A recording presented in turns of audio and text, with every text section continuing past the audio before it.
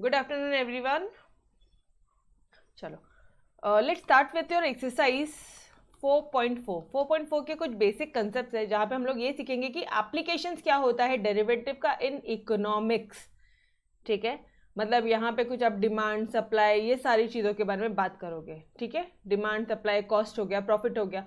वो याद है ना, chapter number I think 3B, chapter number 3A या 3B है आपका, जिसमें मैंने आपको 3B है या फिर चैप्टर 4 है। ठीक है, 3 और 4 में से कुछ एक चैप्टर है जहाँ इकोनॉमिक्स में, जहाँ पे मैंने आपको ये बताया था कि टोटल कॉस्ट क्या होता है, टोटल रेवेन्यू क्या होता है, मार्जिनल कॉस्ट क्या होता है, मार्जिनल रेवेन्यू क्या होता है। Did you remember those chapters? याद आ रहा है? इकोनॉमिक्स में भी अपन ने किया था इस तरह के फॉर्मूले थोड़े बहुत। यस और नो? याद आ रहा है? ओके, तो बट ठीक है, अगर वो याद नहीं है तो भी कोई दिक्कत वाली बात नहीं है। ठीक है, चलो आ जाओ। Now there are some important functions, कुछ इम्पॉर्टेंट फंक्शंस है, जैसे कि पहले तो एक बात सुनो, आप लोगों को ना यहाँ पे जो भी टर्म्स यूज होंगे पहले वो लिखो फटाफट से, इसी बॉक्स में लिखो। Everywhere D will be use, D is your demand. जहाँ जहाँ डी यूज होगा उसका मतलब क्या हो रहा है? डिमांड। जहाँ पे पी यूज होगा उसका मतलब क्या हो रहा है? प्राइस। जहाँ पे सी यूज होगा उसका मतलब है टोटल कॉस्ट। ठीक है जी, टोटल कॉस्ट। जहाँ पे एस यूज हो रहा है उसका मतलब क्या है? सप्लाई। ठीक है, where R is use it means total revenue, total revenue for R. अच्छा, मार्जिनल मतलब जहाँ पे भी मार्जिनल आएगा ना, मान लो आपको मार्जिनल कॉस्ट निकालने बोल रहा है, मार्जिनल डिमांड निकालने बोल रहा है। ठीक है, तो वहाँ पे आप क्या करोगे? डिफ्रेंशिएट करोगे। क्यों मैडम डिफ्रेंशिएट क्यों करेंगे? क्योंकि देखो मार्जिनल मैंने बताया था small change in quantity, small change in quantity upon price. Demand क्या होता है? Change in quantity demanded upon change in price. तो ये जो चेंज है क्या है? It's ultimately it's the smallest change, ultimately it's D by D P. मतलब आप प्राइस को डिफ्रेंशिएट करोगे क्वांटिटी से, डिमांड से। आप डिमांड को किससे डिफ्रेंशिएट करोगे डियर? प्राइस से। क्यों? Because demand is your dependent. जो डिमांड है वो आपके किस पे डिपेंड करता है? It depends upon the price. Demand is your function of price. समझ में आ रहा है? चलो ठीक है, अभी सिर्फ इतना ध्यान रखो, ये वाला पार्ट मैं आपको अच्छी तरह से बताती हूँ। पहले सिर्फ इतना ध्यान रखना, जहां जहां पे भी आपको वो मार्जिनल वाला कंसेप्ट बोलेगा ना, वहां पे हम लोग उसे डिफ्रेंशिएट करेंगे, क्योंकि मार्जिनल मतलब स्मॉल चेंज, और यही चेंज को अपन बोलते हैं D Y by D X. याद आ रहा है? बेसिक लेक्चर जाओ जरा, आपको ध्यान में आएगा। स्मॉल चेंज, यस और no? Small change in Y with respect to small change in X, D Y by D X करते थे। क्या है वो? अल्टीमेटली वो यहाँ पे हम लोग इसको डिफ्रेंशिएट करते हैं। यस और no guys? Clear this term? याद आ रहा है? Okay okay. अच्छा, फिर उसके बाद में ना तुमको एक ऐसा दिया जाएगा, supply is equal to GP, demand is equal to FP. ठीक है, मुझे एक बात बताना, एफ ऑफ एक्स क्या होता है? What is your F of X? Function of X. तो एफ ऑफ पी क्या होगा? Function of P. G of x क्या होता है? अनदर फंक्शन है वो एक्स का, another function which is in terms of your X. तो जीपी क्या हो जाएगा? ये एक अनदर फंक्शन है which is in terms of your price. Got it? ये क्लियर है?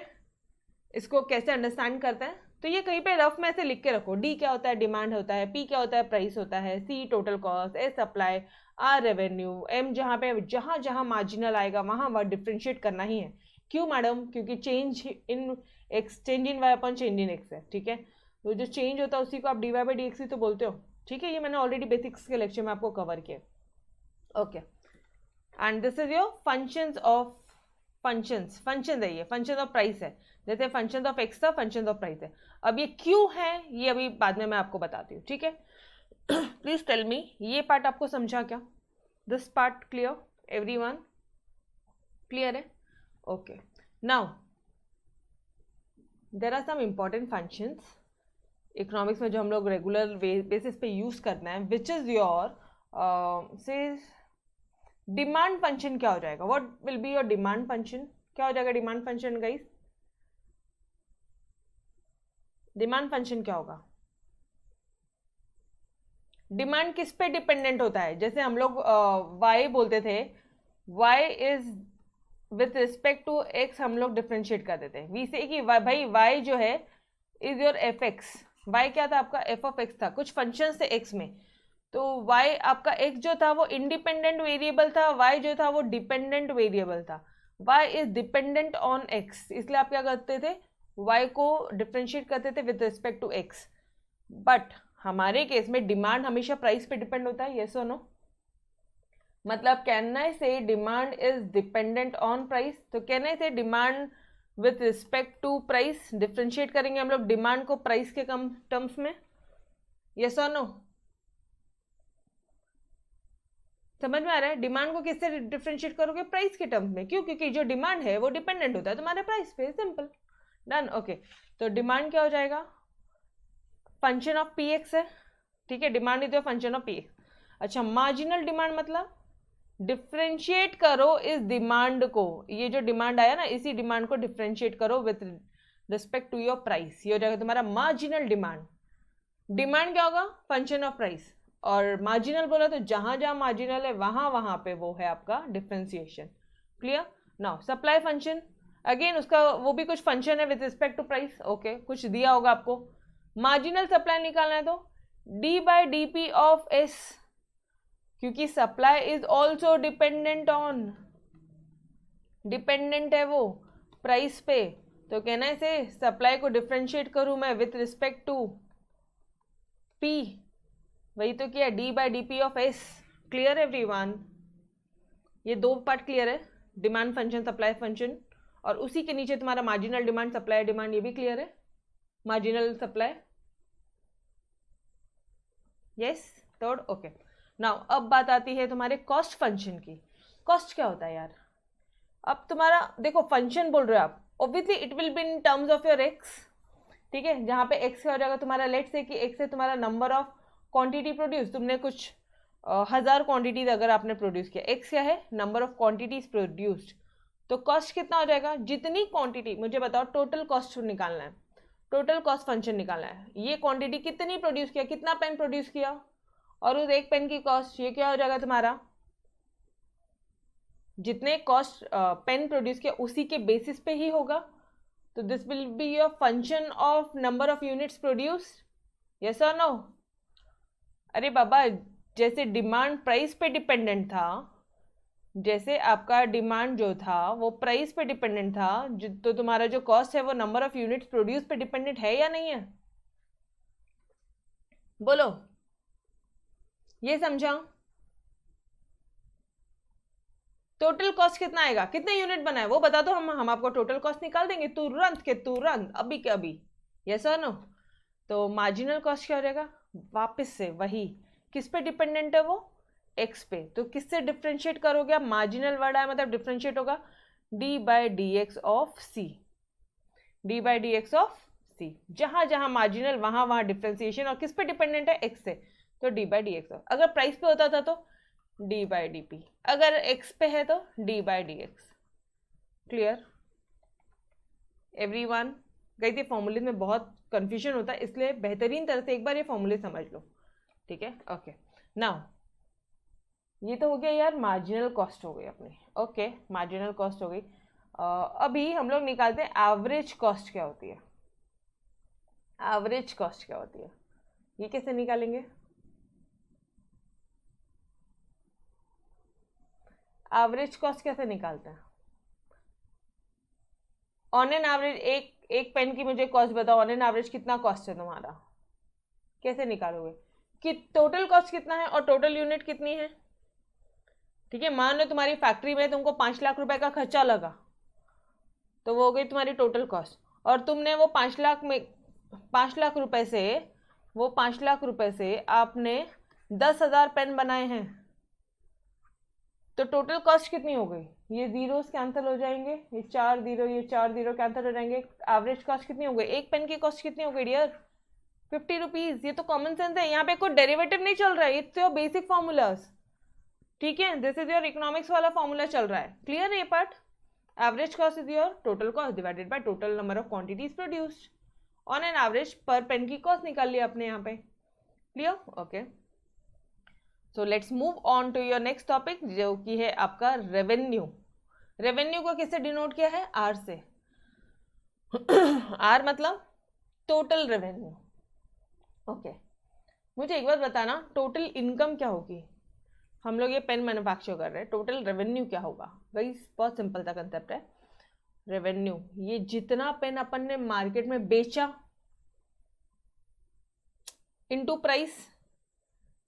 अगर मान लो अपन मार्केट में x यूनिट्स बेच रहे हैं into price, x into P. कहने से कि मार्केट में बेचा मतलब मार्केट में उतने पेन की डिमांड होगी। समझ रहे हो? मार्केट में आप वो पेन बेच रहे हो, ठीक है? मतलब मार्केट में जितने पेन की मार्केट में डिमांड है इनटू प्राइस। समझ में आ रहा है? This will be your total revenue. तो टोटल रेवेन्यू क्या बोला है उन्होंने? Price into demand, where P is price and D is demand. Clear everyone? बोलो फटाफट से, टोटल रेवेन्यू क्या आ जाएगा? टोटल रेवेन्यू, अरे जितना हमने मार्केट में, हमने जितना बेचा, अरे तुमने बेचा मतलब मार्केट में डिमांड है ना रे भाई।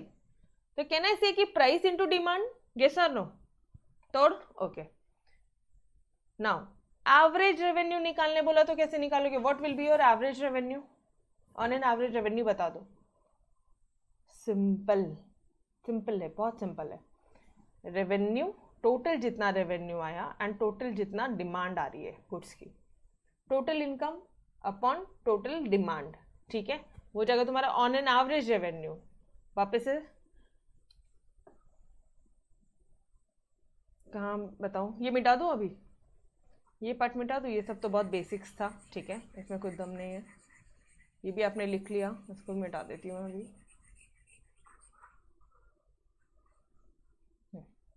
नाउ सी, रेवेन्यू बोल रहा है, रेवेन्यू टोटल रेवेन्यू की बात हो रही है। ये एक पेन कितने रुपीस का था बताना मुझे? 50 रुपए का। तुमने टोटल कितने पेन बनाए वो नहीं, तुमने टोटल 10,000 पेन बनाए उसकी बात नहीं हो रही है। एक्स यूनिट्स प्रोड्यूस उसकी बात नहीं हो रही है। यहाँ पे बात हो रही है कितनी तुमने बेचा। कितना बेचा? जितना मार्केट में डिमांड आई उतना बेचा। आपने बेचा 5,000 पेन बेचा। आपने कितने बेचे? 5,000 पेन बेचे। 10,000 में पेन आपने बनाए थे टोटल, उसमें से सिर्फ और सिर्फ 5,000 पेन की ही डिमांड आई है। और ये क्या है? प्राइस। तो प्राइस इनटू डिमांड, ठीक है, जितना बेचोगे उसी पे तो कमाओगे। तो this will be your 50 into 50, ये कितना रहेगा? 5 है तो 25, और लगा दो 3 0, 2,50,000 will be your total revenue. Clear this part? Now let's say average, average revenue बता रहे भाई। ऑन एन एवरेज कितना कमाया तूने? देख मैंने टोटल ना 2.5 लाख रुपए कमाए हैं। ओके, ये ले 2.5 लाख लिख दिया। ऑन एन एवरेज कितना कमाया? ऑन एन एवरेज कितना कमाया? 2.5 लाख कमाया मैंने 5,000 पेन पे। समझ में आ रहा है? 2.5 लाख कमाया आपने कितने पे? 5,000 पेन पे 2.5 लाख। क्या तुमने 2.5 लाख पूरे 10,000 पेन पे कमाया क्या? अरे नहीं, 5,000 पेन पड़े अभी स्टॉक में। जो 2.5 लाख कमाया मैंने 5,000 पेन पे कमाया डिमांड पे। तो दिसका फॉर्मूला याद रख लेना आप। This is your revenue upon demand, R upon D.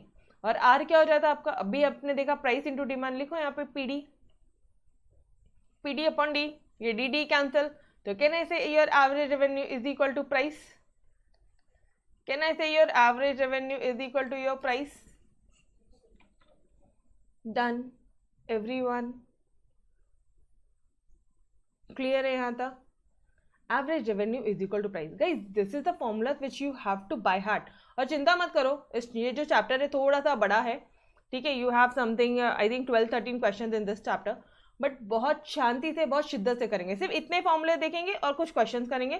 फिर थोड़ा सा मैंने आपको और इलास्टिसिटी ऑफ डिमांड जो मैंने इकोनॉमिक्स में पढ़ा था वो वापस से पढ़ाऊंगी फॉर्मूले, फिर उससे रिलेटेड क्वेश्चन करवाऊंगी। तो बहुत शांति से ब्रेक ब्रेक के टुकड़े टुकड़े में पढ़ेंगे अपन, ठीक है। यहाँ तक क्लियर है? पहला फॉर्मूला क्या पढ़ा था? एक मिनट, पहला, हाँ फर्स्ट क्या पढ़ा है आपने? डिमांड इज इक्वल टू, बोलो फटाफट से एवरीवन। गाइस रिपीट करो, नंबर ऑफ टाइम्स रिपीट करो, ये फॉर्मूले अभी के अभी लर्न चाहिए अपन को। डिमांड इज इक्वल टू क्या होता है? Function of price. Okay, marginal demand is equal to D by DP of D, D by DP of D supply function, supply function क्या हो जाएगा, टोटल सप्लाई क्या हो जाएगी, एस क्या हो जाएगा, अनदर फंक्शन ऑफ पी, ठीक है, या एफ ऑफ पी बोल दो या फिर जी ऑफ पी बोल दो, F of P already use किया इसलिए हम लोग यहाँ पे जी ऑफ पी बोल रहे हैं। ओके, मार्जिनल सप्लाई क्या हो जाएगा, D by D P of S. Okay, ना total cost function, total cost बताना रे भाई, कितनी कॉस्ट है तेरी, टोटल खर्चा कितना लगा, कितने नंबर ऑफ यूनिट्स बने, पहले इतना बता दे। तो C equal to F X और मार्जिनल कॉस्ट हो जाएगा डी सी अपॉन डी एक्स, मतलब D by D X of C, D by D X of C, yes और नो। एवरेज कॉस्ट बताओ, total cost divided by total number of units quantity produced, total cost divided by total number of quantity produce, और average total revenue क्या हो जाएगा, price into demand. यहीं पे देखो अभी किया था अपन ने, price into demand total revenue, average revenue R upon D, ये अपने आप आ जाएगा, ठीक है, and A R equal to last में बोल दोगे पी होता है, ठीक है।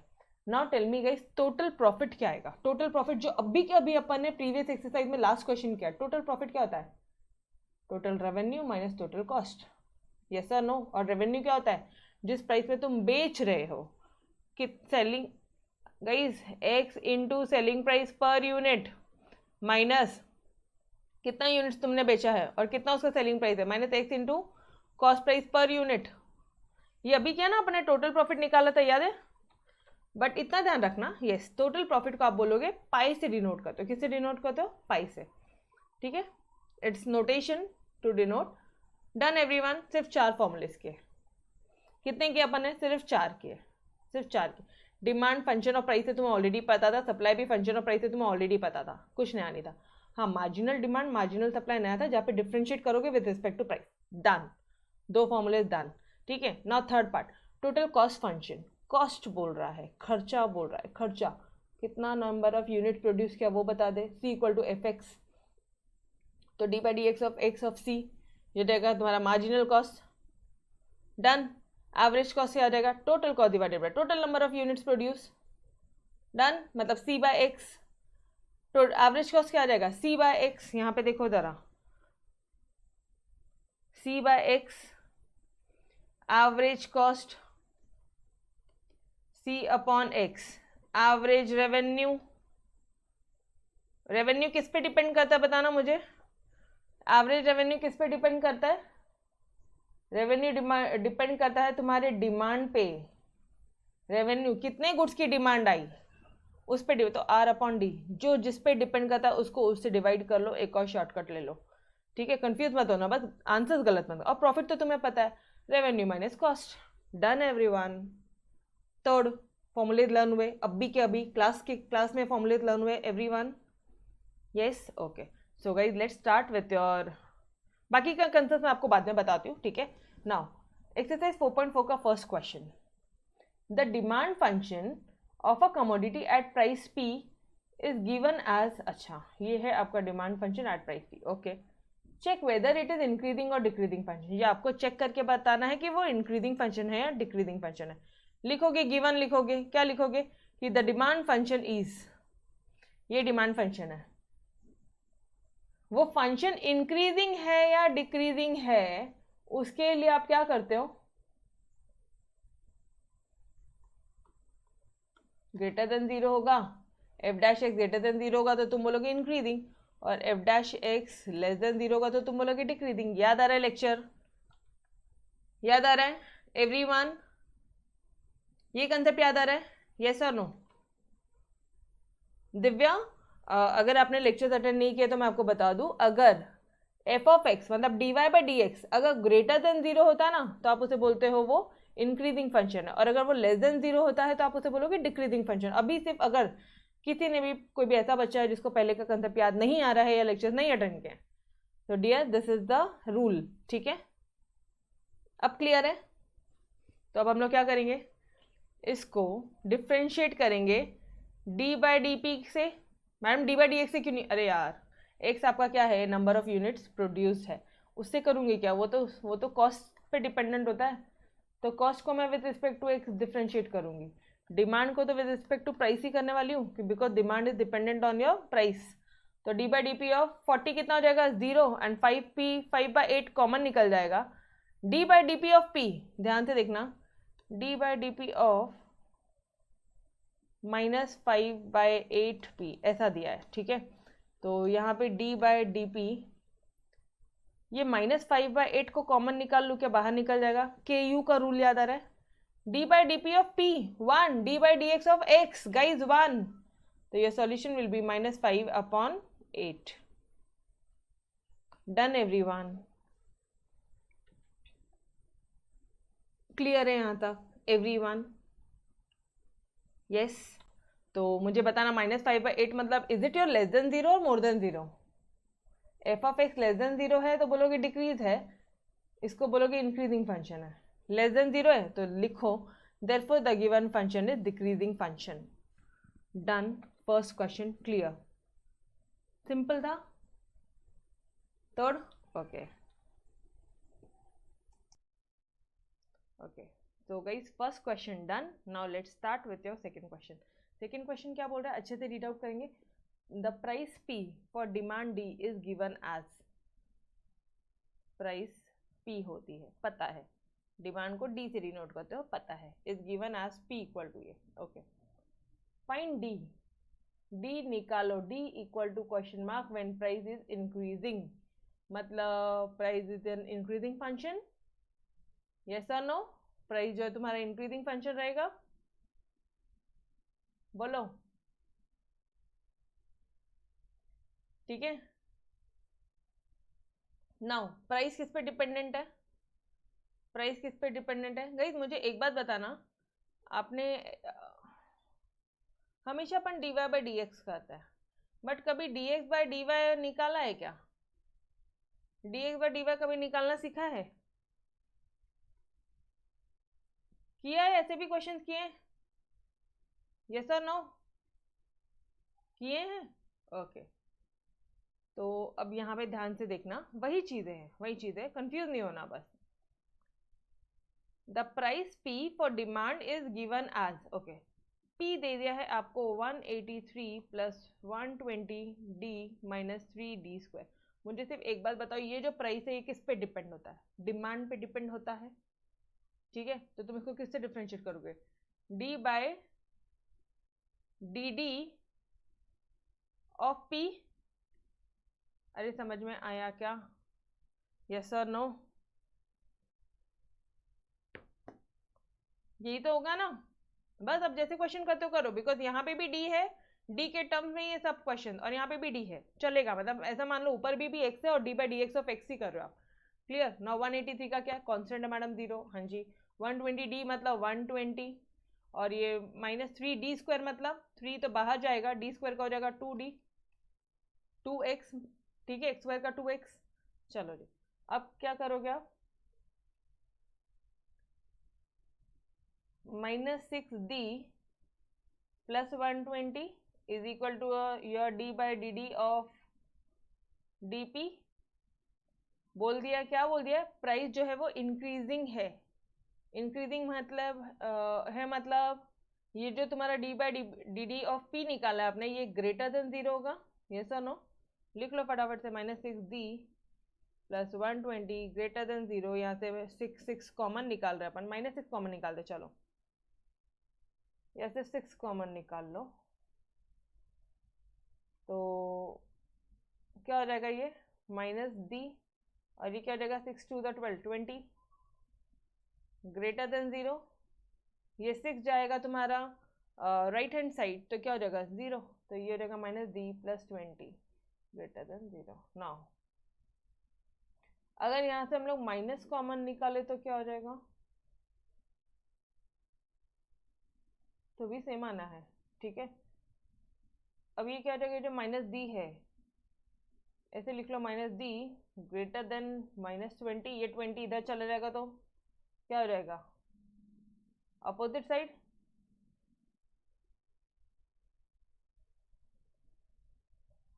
और एल्स, एक सेकेंड, यहाँ पे माइनस कौन से साइन पे? ये वाला साइन है ना।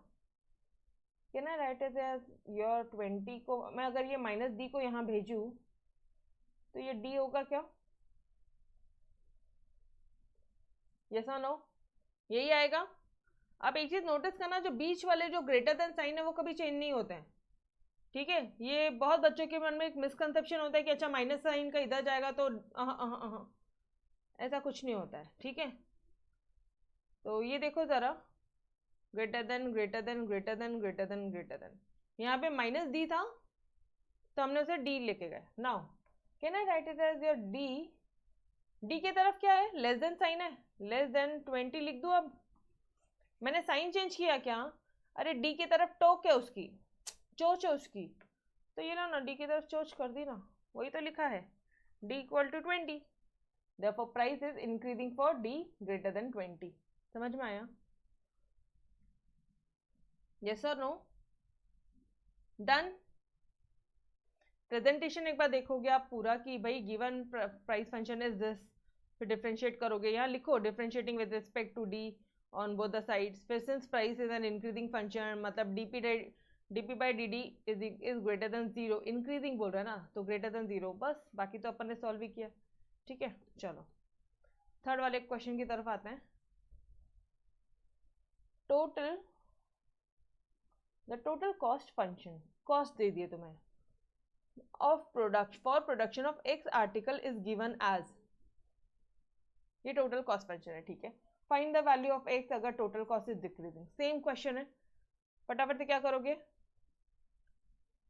क्या करोगे, टोटल कॉस्ट फंक्शन को क्या करोगे, d by D X of c करोगे, क्या हो जाएगा 100 का 0 प्लस 600 माइनस 6x, अरे 3 टू द 6 हो जाएगा ना वो, 3 इंटू 2x 6x, ओके।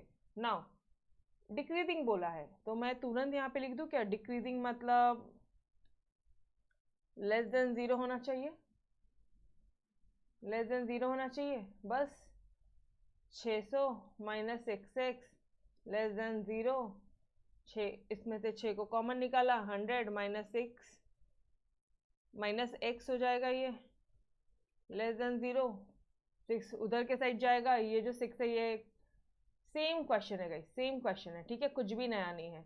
ये जो 6 है इधर जाएगा 0 हो जाएगा। नाउ ये माइनस एक्स इधर जाएगा तो क्या हो जाएगा प्लस एक्स, साइन वही है, साइन वही है, साइन चेंज नहीं होता है।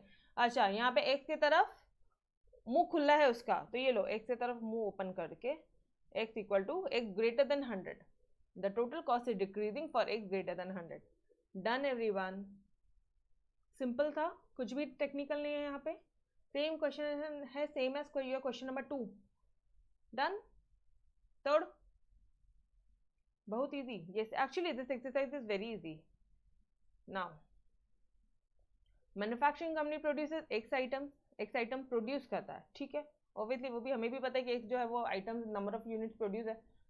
टोटल कॉस्ट ये है, the demand function for this product P is इतना, find x for which revenue is increasing and profit is increasing. Okay, अब यहाँ पे 2 क्वेश्चन पूछे। फर्स्ट ऑफ ऑल उसके अलावा तुम यहाँ पे कंफ्यूज हो गए कि एक तरफ बोल रहा है डिमांड फंक्शन, एक मिनट रुको, कंफ्यूज अभी नहीं करती हूँ, पहले जो बोला है जो जो लिखा है वो लिखते हैं अपन, ठीक है। क्या क्या गिवन है, क्या क्या गिवन है बताना मुझे। The manufacturing company produces x units, number of units produced, कितना प्रोड्यूस कर रहे हैं अपन, एक्स यूनिट प्रोड्यूस कर रहे हैं, ओके। नाउ टोटल कॉस्ट कितनी दी है, लिखो given total cost is equal to 180 plus 4x, clear. Now अब आ जाना, अब आ जाना, the demand function for this product p is 240x, एक तरफ बोलता है डिमांड फंक्शन इज और एक तरफ लिख रहा है प्राइस, ये डिमांड फंक्शन है या प्राइस है, please tell me dear, is it your demand function और प्राइस?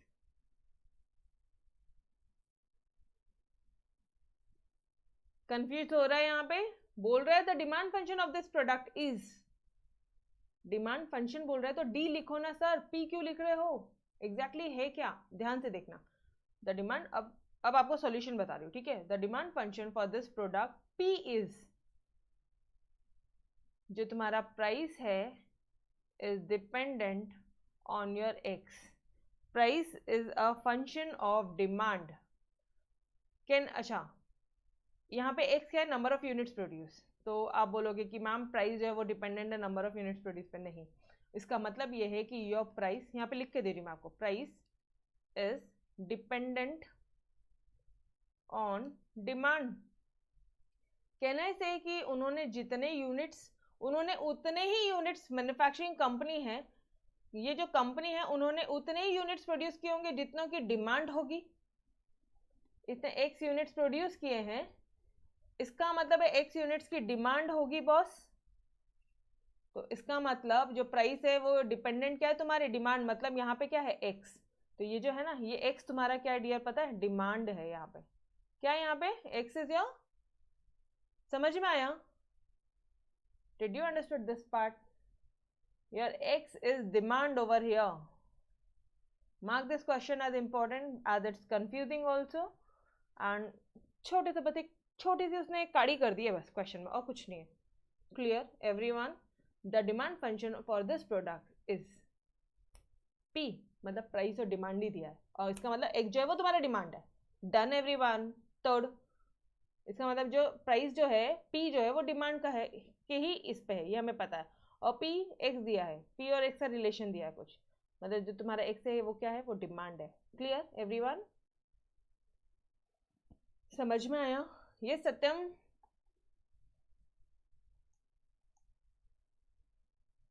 इजी था? डन? ओके। तो ये सारी चीजें अंडरस्टैंडिंग के लिए थी डियर, अब मैं ये हटा रही हूँ, ठीक है? This was only for your understanding. हाँ, ये यहाँ पे गिवन लिख लो आप। टोटल कॉस्ट इतना दिया है, 4x है, और प्राइस कितना दिया है आपको, price p, total cost c, p दे दिया है 240 माइनस x। ये क्या होता है,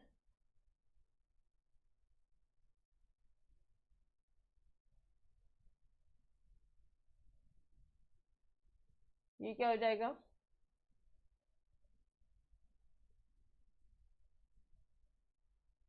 बोलो अब क्या करोगे? फाइंड x, x से फाइंड करोगे for which revenue is increasing. Guys revenue निकालना पड़ेगा, मतलब मुझे पहले, सबसे पहले रेवेन्यू क्या होता है ये बताना मुझे। What is your revenue? Revenue is equal to P D, ठीक है? Now P D is increasing, वो बाद में कर लेंगे अपन, पहले प्राइस, प्राइस तो दे दिया यार, 240 minus x. And what is your demand over here? Demand क्या है यहाँ पे, एक्स। समझ में आया? तो this is your R, R equal to ये। नाउ इसको सॉल्व करो, R equal to 240x minus x square. अब आपको क्या बोल रहा है वो, रेवेन्यू इंक्रीजिंग, मतलब इंक्रीजिंग फंक्शन करना है, मतलब रेवेन्यू को किससे डिफ्रेंशिएट करोगे तुम, एक्स के टर्म्स में है, मतलब डी बाई डी एक्स ही करेंगे। तो ये कितना हो जाएगा 240, और ये कितना हो जाएगा माइनस 2x इंक्रीजिंग, मतलब is it will be greater than zero. देखो यहाँ पे, मतलब D R by D X is greater than zero, yes और नो? समझ में आया कैसे कर रहे हैं अपन? Revenue is your PD, price into demand, पता ही है हमें। रेवेन्यू क्या दिया है 240 minus X into X, multiply किया, इंक्रीजिंग बोला है, ग्रेटर देन जीरो हो जाएगा D R by D x. Clear till here everyone? ये क्लियर है? पक्का? ओके।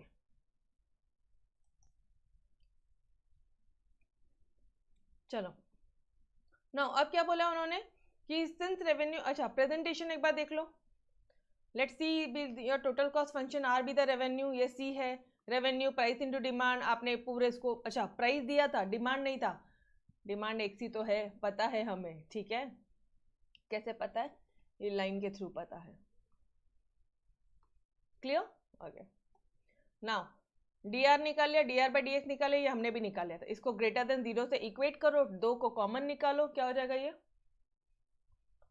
इसमें से दोनों साइड से 2 कॉमन निकलेगा, this will B 120 minus x, ये 2 इधर जाएगा तो 0 होगा, 120 माइनस एक्स। ओके, अब ये माइनस एक्स अपोजिट साइड जाएगा तो एक्स हो जाएगा, माइनस एक्स अपोजिट साइड जाएगा तो प्लस एक्स होगा, यस और नो?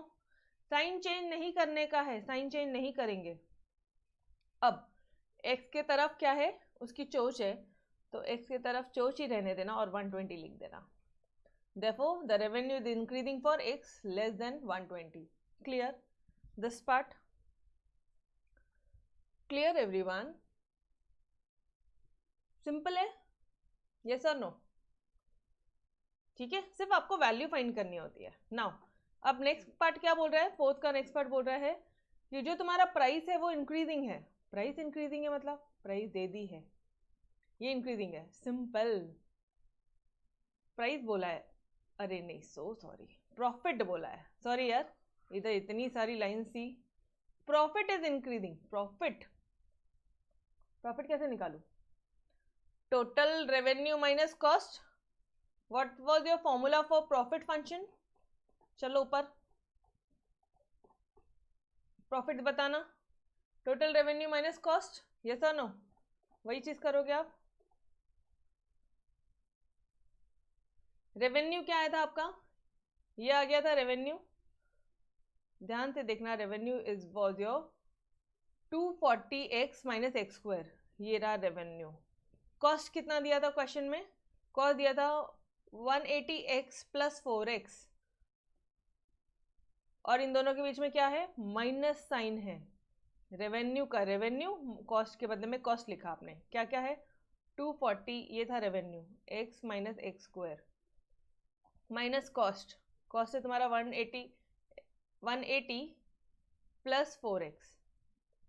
ठीक है, तो इसको सॉल्व करो पहले. This is your profit. ये क्या हो जाएगा तुम्हारा प्रॉफिट? इसको पहले सॉल्व करना पड़ेगा. 140x minus x square minus 180 plus 4x.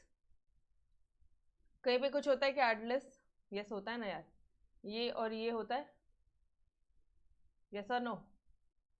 अच्छा, ये माइनस साइन है तो ये भी माइनस हो जाएगा और ये भी माइनस हो जाएगा, तो ये और ये दोनों लेस हो जाएंगे आपके. तो ये हो जाएगा आपका 236x minus x square minus 180. X square को पहले लिख दो. Minus x square plus 236x minus 180. ये आया है तुम्हारा प्रॉफिट आया है. क्या बोला है? नेक्स्ट क्वेश्चन बोला है प्रॉफिट इज एन इंक्रीजिंग, मतलब d by dx of p करना होगा. Is your greater than 0. Increasing बोला है, यस और नो? और प्रॉफिट को आप पाई भी लिख सकते हो, तो जैसे यहाँ पे पाई है तो भी कंफ्यूज मत होना, और पी है तो भी कंफ्यूज मत होना गाइस. ठीक है, बेटर वे वही है, पाई लिखो आप.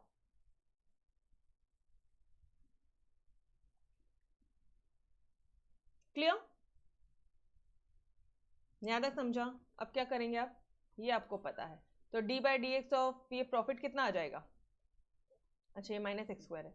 माइनस एक्स स्क्वायर का हो जाएगा माइनस 2x प्लस 236 का हो जाएगा प्लस 236, और माइनस 180 का हो जाएगा 0. अब ये बोला है ग्रेटर देन 0. यहाँ से वापस से कुछ कॉमन निकालो, दोनों में से 2 कॉमन निकलता है. 2 कॉमन निकाला, अपोजिट साइड भेजा, ये आ जाएगा. इसको ग्रेटर देन 0 लिया, माइनस एक्स दिया है यहाँ पे, ये माइनस एक्स ये वाले साइड आएगा तो प्लस एक्स हो जाएगा. एक्स की तरफ चोच है, एक्स की तरफ चोच लिख के 118 लिख देना. तो therefore the profit is increasing for S x less then 118. Clear? पक्का एवरीवन?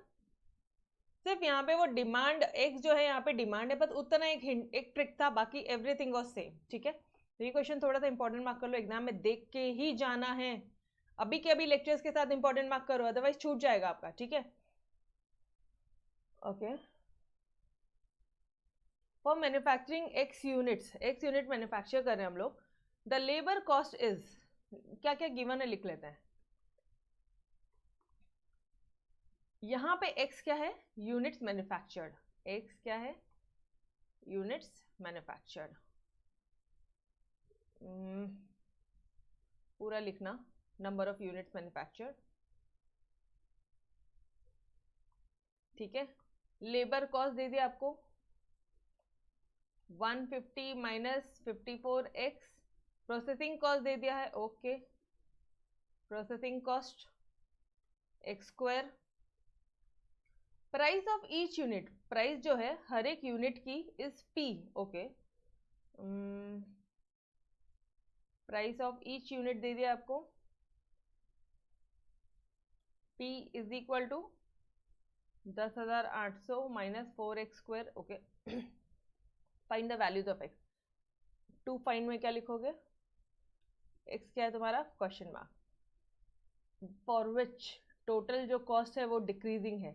टोटल कॉस्ट डिक्रीजिंग है मतलब सबसे पहले क्या फाइंड करना है? टोटल कॉस्ट ही फाइंड करना है। टोटल कॉस्ट कैसे फाइंड करोगे? Very easy, labour cost processing cost दिया, दोनों कॉस्ट को ऐड कर लो, वो जाएगा तुम्हारा टोटल कॉस्ट। यहाँ तो प्राइस दिया, इसको ऐड नहीं करोगे, और ऊपर एक्स यूनिट दिया है, उसको ऐड नहीं करोगे, तो टोटल कॉस्ट क्या हो जाएगी तुम्हारी? यहाँ देखो, total cost equal to labour cost plus processing cost, मतलब 150 minus 54x plus this x², ये हो जाएगा तुम्हारा टोटल कॉस्ट। यस और नो? ये समझा? सी समझा एवरीवन? ओके,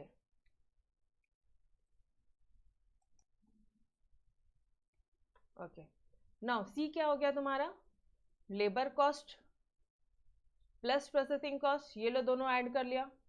ठीक है, उन्होंने बोला है कि जो टोटल कॉस्ट है वो डिक्रीजिंग है, मतलब टीसी अपॉन टीएक्स निकालना पड़ेगा, डीसी अपॉन डीएक्स निकालना पड़ेगा, D by D X of C करना पड़ेगा, डिफरेंशिएट तो करना ही पड़ेगा ना, बिकॉज मुझे पता है डिक्रीजिंग मतलब f of x should be less than 0।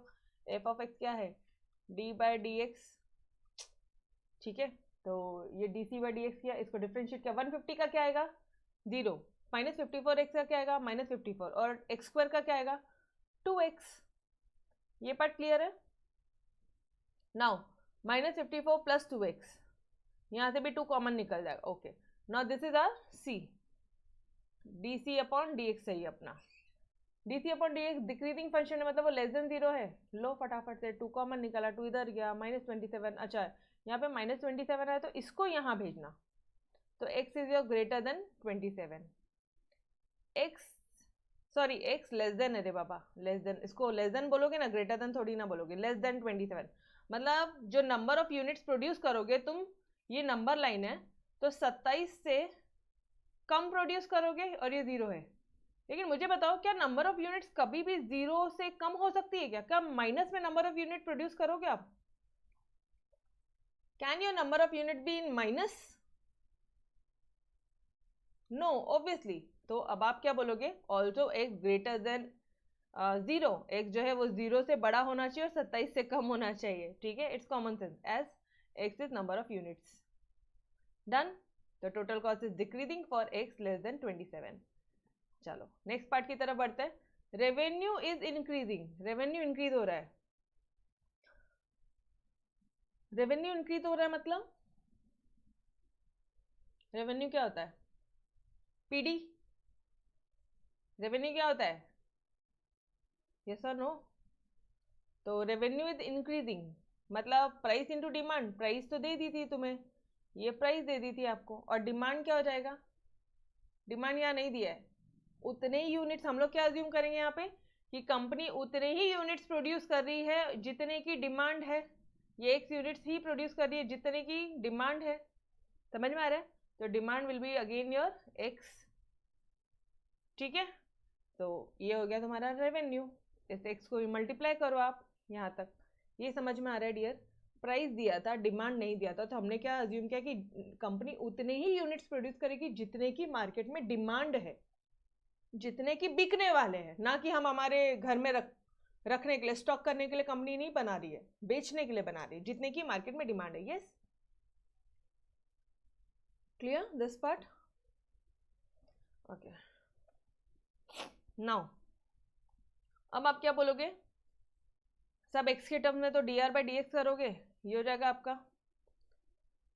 ठीक है, नाउ ऊपर चलो जरा। कौन सा फंक्शन है वो? इंक्रीजिंग फंक्शन है, मतलब क्या है? ग्रेटर देन 0 है। D R by D x जिसको निकाला उसको ग्रेटर देन 0 करो। अगेन यहाँ से क्या कॉमन निकलता है? 12 इंटू 9 ये था, 12 अपोजिट साइड जाएगा 0, 900 माइनस x² बचेगा। ठीक है, यहाँ से माइनस x² इधर आ जाएगा x²। ठीक है, x की तरफ क्या है? x² की तरफ क्या है डियर? देखना ज़रा, चोच है, तो x² की तरफ चोच लिख दिया 900। x की वैल्यू क्या आ जाएगी तुम्हारी? आपको पता है अंडर रूट आप जब करोगे 900 का तो प्लस माइनस 30 आएगा। यस और नो? तो मतलब जो x है वो बड़ा होगा -30 से और वो छोटा होगा 30 से। क्यों -30 + 30 आया मैडम? अरे एक्स स्क्वायर था, कभी भी अंडर रूट से कोई भी वैल्यू बाहर निकलेगी तो वो प्लस माइनस के फॉर्म में होती है। ये कंसेप्ट पता है ना एवरीवन? It's very simple. ठीक है, डन। ओके, तो अब मुझे एक बात बताना, तो ये आप इसको ऐसे लिख दोगे, ठीक है। नाउ एक्स क्या था? नंबर ऑफ यूनिट्स प्रोड्यूस, या कितनी मार्केट में डिमांड आ रही है। ओके, तो मुझे बताना कभी मार्केट में डिमांड एक, इसका ऑप्शन एक बनता है आपका, देयरफॉर एक्स जो है वो ग्रेटर देन -30 है। -30 से सॉरी, एक्स जो है वो क्या बोलोगे इसका आप? ग्रेटर देन -30 है। और दूसरा बोल रहे हो आप एक्स जो है तुम्हारा लेस देन 30 है। -30 से ग्रेटर पॉसिबल है क्या? मतलब एक्स यहाँ पे 0 है, ठीक है, यहाँ पे कुछ 30 है, यहाँ पे -30 है। -30 से बड़ा और 0 से छोटा, ये क्या नेगेटिव नंबर कभी भी पॉसिबल है कि हम लोग कभी भी नेगेटिव मैन्युफैक्चर करेंगे क्या? नहीं। तो एक्स क्या हो जाएगा आपका? 30। X greater then, x less then your 30। ये दिख रहा है, एक्स लेस देन 30 दिया है, एक्स लेस देन 30 दिया है, लेस देन है, तो एक्स लेस देन 30 मतलब 30 से कम होगा और 0 से ज़्यादा होगा ऑब्वियसली। यहाँ पे भी आप लिख दोगे ऑब्वियसली, या फिर यहाँ पे लिख देना एंड, जैसे ऊपर लिखा था आपने, क्या लिखा था ऊपर? Also X will be greater than 0 X as X is number of units produce या number of units manufactured. Clear? Clear? Done? समझ में आया? अदरवाइज बोलो, कुछ भी कंफ्यूजन है तो बोलो, मैं वापस आपको बताऊं। Any confusions? पक्का डन? No doubts? ओके, एक बार वापस बता देती हूँ यार, हो सकता है आप लोग ये माइनस प्लस इसमें कंफ्यूज हो गए होंगे। इसको पकड़ो, -30 30, इसका मतलब क्या हुआ? एक्स की तरफ क्या है देखना है, यहाँ पे मुंह है, इसका मुंह ओपन है, फर्स्ट चीज लिख दूं मैं, एंड एक्स की तरफ इसका चोच है, एक्स लेस देन 30, 30 से कम होगा और लेकिन 0 से ज्यादा होना चाहिए, ये होगा। लेकिन -30 से बड़ा होगा मतलब -20 -15, ये नॉट पॉसिबल। समझ में आया? तो this will be your solution. Clear? Okay, now अब क्या बोल रहा है वो आपको? नेक्स्ट क्वेश्चन बोल रहा है the total cost of manufacturing X articles, total cost दे दिया है एक्स आर्टिकल मैन्युफैक्चर करने का, X number of unit produce, C total cost है, फाइंड एक्स अगर average cost is increasing and decreasing. Guys very easy question, अन्य जुलाई 2016 में आया हुआ भी है, ठीक है। टोटल कॉस्ट को आप पहले तो डिफ्रेंशिएट करो with respect to x, differentiate करोगे, एक मिनट, टोटल कॉस्ट को डिफरेंशिएट नहीं करने बोला है, और तेरी find x for which average cost is increasing और डिक्रीजिंग। ओके, एवरेज कॉस्ट पूछा है डियर, क्वेश्चन अपन ने अच्छे से रीड आउट ही नहीं किया, एवरेज कॉस्ट पूछा है। एवरेज कॉस्ट क्या होता है? What is your average cost? On an average एक पेन की कितनी कॉस्ट है? तो तुम बोलोगे टोटल कॉस्ट कितनी है एंड डिवाइडेड बाय टोटल कितने नंबर ऑफ यूनिट तुमने मैन्युफैक्चर किए हैं, तो ये हो गई तुम्हारी total cost, divided bye x करोगे, सी अपॉन एक्स करोगे, यस और नो? याद आ रहा है फॉर्मूला? फॉर्मूला याद आ रहा है क्या? ये दिव्या याद आ रहा है? सी अपॉन एक्स करेगी तो तेरा एवरेज कॉस्ट आ जाएगा। अब इंक्रीजिंग और डिक्रीजिंग मतलब एवरेज कॉस्ट निकाल, उसको डिफ्रेंशिएट करना, तो एवरेज कॉस्ट क्या है? सी अपॉन एक्स, ये तेरी एवरेज कॉस्ट है। तो मतलब इसको डिवाइड कर दे एक्स से, ये कितना आ जाएगा? एवरेज कॉस्ट आ जाएगा तुम्हारा 47, एक्स अपॉन एक्स क्या हो जाएगा? 47 plus 300x minus x cube, ठीक है, एक्स स्क्वायर और ये एक्स कैंसिल हो जाएगा, ये समझा? अब इसको डी बाई डी एक्स कर, D by D X of C A करो, ये हो जाएगा 47 0, 300x plus 300 minus x cube, ये हो जाएगा -3x², यस और नो? इसको बोलना है, एक बार बोलेगी इंक्रीजिंग फंक्शन मतलब ग्रेटर देन 0, एक बार बोलोगे डिक्रीजिंग फंक्शन। ये देखो ये कितना हो जाएगा? 300 माइनस 3x², 3 को कॉमन निकालो, आ जाएगा तुम्हारा 100 माइनस एक्स स्क्वायर, इसको पुट करो, ग्रेटर देन 0 बोलो, ये इधर आ जाएगा, ये एक्स स्क्वायर हो जाएगा, एक्स स्क्वायर लेस देन 100। दो आता है वैल्यू, -10 और 10, -10 obviously not possible, 10 is possible. ठीक है, एवरेज कॉस्ट ऑब्वियसली 10 से कम होगी। क्लियर। अच्छा, उसके बाद में डिक्रीजिंग फंक्शन में उसको लेस देन 0 बोल दे इसी पार्ट को। डिक्रीजिंग फंक्शन में क्या हो जाएगा, ये -x², इधर जाएगा तो x² हो जाएगा। अगेन दो वैल्यूज पॉसिबल है, दो वैल्यू आ रही है, एक 10 और एक -10 आ रही है। -10 अगेन नॉट पॉसिबल, 10 ही पॉसिबल है। क्लियर,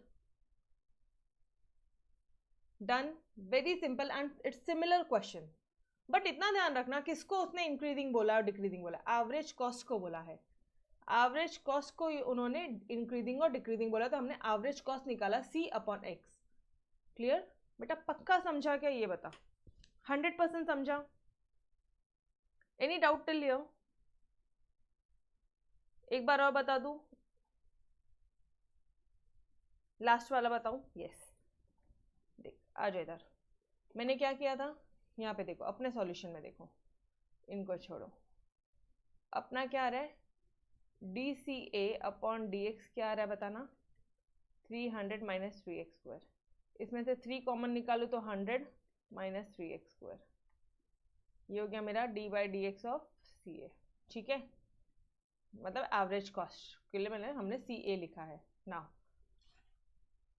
जब वो इंक्रीजिंग फंक्शन है, दोनों पूछा है ना क्वेश्चन में, इंक्रीजिंग भी बोला है डिक्रीजिंग भी बोला है डियर।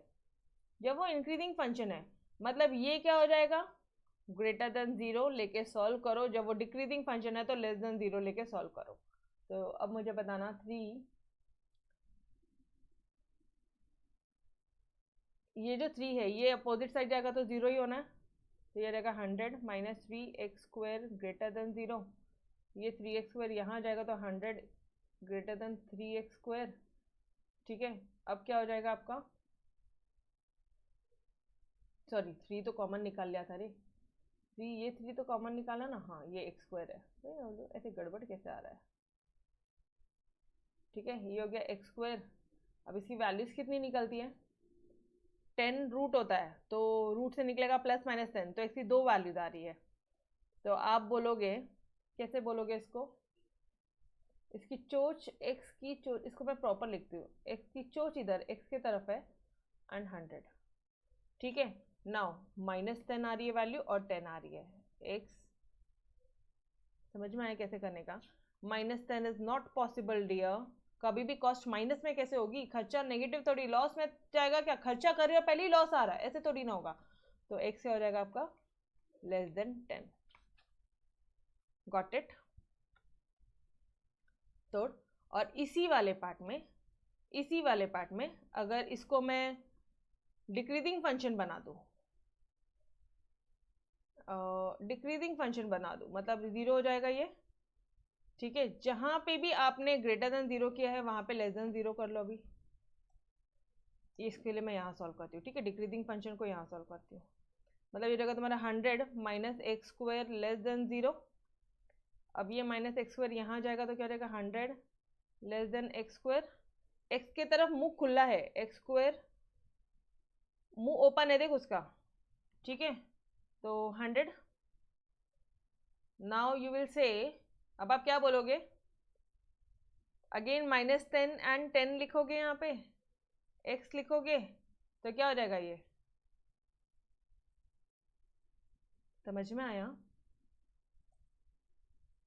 देखो यहाँ पे, देखो साइंस देखो, again dear -10 is not possible, तो यही पॉसिबल होगा।